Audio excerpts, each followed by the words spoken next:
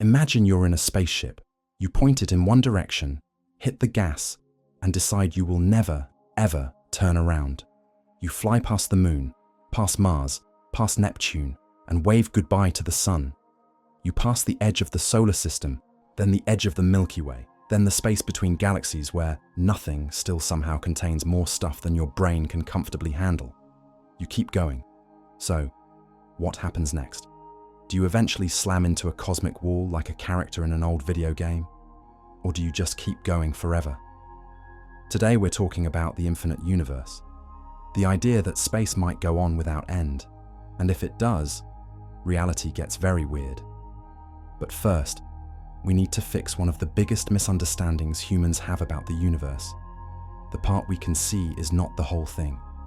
Right now, you can look at the night sky and see stars. With a telescope, you can see galaxies. With bigger instruments, you can detect ancient light from the early universe. But no matter how good your telescope is, you are limited by one thing: time. The universe has an age. Light travels at a speed, so there's a distance beyond which light simply hasn't had enough time to reach us yet. That region we can access with information is called the observable universe. It's not a bubble because there's an edge. It's a bubble because we've only had about 13.8 billion years to receive messages from far away. So when people ask, is the universe infinite? A lot of the time they're accidentally asking a different question. Is the observable universe infinite? And that one is easy. No. The observable universe is huge, but it's finite. It has a measurable size. Beyond it could be more universe, or something stranger, but we can't see it directly. So how do we even begin to answer the infinity question? We do it the only way science can. We look at what we can observe, measure the rules, and see what those rules imply about the parts we can't see. And to do that, we need to talk about the shape of space itself. When you hear shape, you might picture the universe as an object sitting inside something else, like a balloon in a room. But that's not what we mean. We mean geometry, the rules of distances and angles on the largest scales. There are three main options. Space is flat, space is positively curved, or space is negatively curved. A flat universe is like an endless grid. Parallel lines stay parallel forever. Triangles add up to 180 degrees, and things behave like normal geometry, and a flat universe can be infinite. A positively curved universe is like the surface of a sphere, but in 3 dimensions. So if you travel in a straight line long enough, you might eventually come back to where you started. No edge, no boundary, but not infinite either. Finite, but unbounded. A negatively curved universe is like a saddle shape, where space spreads out in a way that tends to go on forever, often infinite. So which do we live in? We can't step outside the universe and take a selfie, but we can measure the early universe's light, especially the cosmic microwave background, the afterglow of the Big Bang, like cosmic wallpaper that still covers everything. And the patterns in that ancient light tell us something very important. On the largest scales we can measure, space looks extremely close to flat. That's not the same as proving it's infinite, but it does mean that if the universe is curved, the curvature is so small that the universe would be unimaginably larger than what we can see. Think of it like standing on Earth. If you only looked at a football field, you might think the ground is perfectly flat. If you looked at a city, still mostly flat.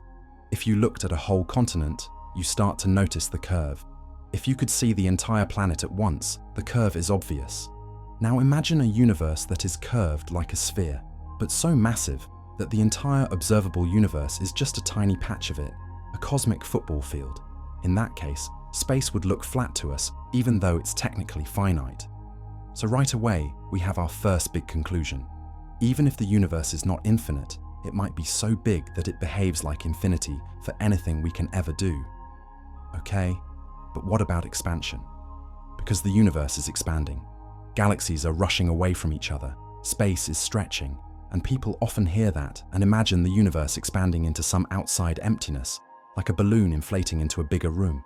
But expansion doesn't have to mean that. Here's a better mental picture. Imagine raisins baked into a loaf of bread. As the bread rises in the oven, every raisin moves away from every other raisin. From the perspective of any raisin, It looks like everything else is fleeing, but the raisins aren't traveling through the bread. The bread itself is expanding. That's closer to what the universe does. The space between galaxies grows, and that means two things that sound contradictory but aren't. If the universe is infinite, it can expand and still be infinite. If the universe is finite, it can expand and still have no edge. Expansion does not automatically answer the infinity question. It just makes the question more dramatic. Now we get to the spicy part. Let's assume, just for a moment, that the universe really is infinite, not just really big, truly endless. What would that mean? First, it means there is an infinite number of stars, galaxies, planets, and probably all the weird space rocks you can imagine. But infinity comes with bonus features. Because physics doesn't allow infinite variety in a small region. Not infinite in the sense of every arrangement is possible. There are limits. Atoms have rules. Energy has rules. Quantum states have rules. And even if the number of possible configurations in a region is mind-blowingly huge, it may still be finite.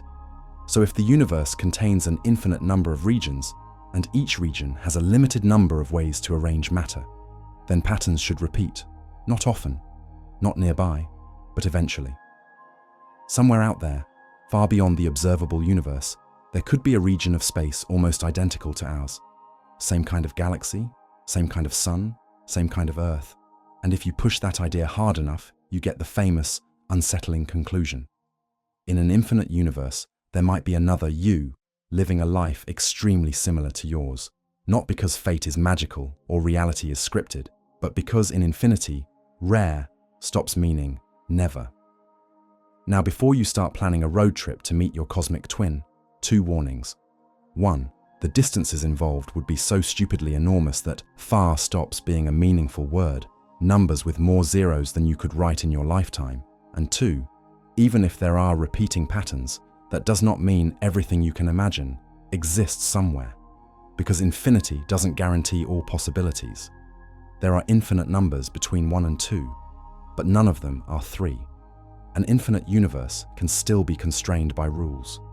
So what do we actually know? We know the observable universe is finite. We know the universe is expanding. We know space is extremely close to flat on the scales we can measure. And from those facts, we can build a menu of options. Option 1. The universe is infinite and flat. Option 2. The universe is finite but unbounded, like a 3D version of a sphere, so no edge. But if you could travel long enough, you might return to your starting point. Option 3. The universe is finite in some weirder way because geometry isn't the whole story. There's also topology, how space is connected, which creates cosmic loopholes like a universe that is flat but wraps around like a classic video game map. Travel far enough right, and you come back from the left, no edge, no boundary, still finite volume.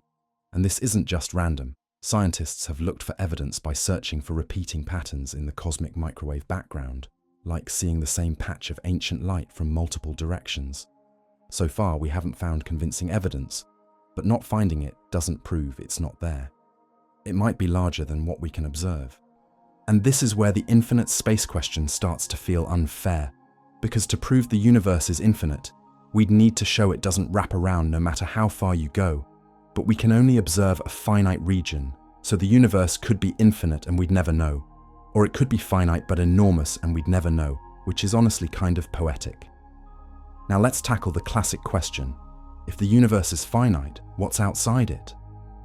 The question feels natural, but it might be like asking, what's south of the South Pole? There isn't a south of the South Pole on Earth's surface, because south only makes sense within the surface.